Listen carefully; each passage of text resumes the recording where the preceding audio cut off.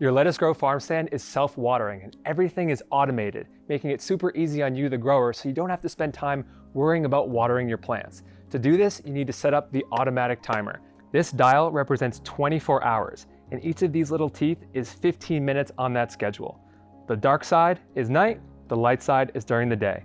And the best thing you want to do is take a pencil and just push these little teeth forward that represent 15 minutes and show when you're going to be watering your plants. And depending on your climate, your season, where you live, you'll be adjusting this accordingly.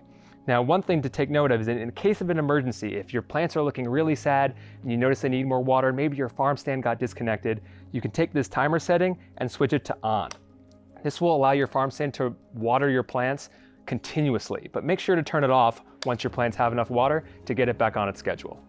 Setting up your timer makes things easy, and if you have any questions, you can go to page 8 in your manual or visit the Lettuce Grow app or website for more details.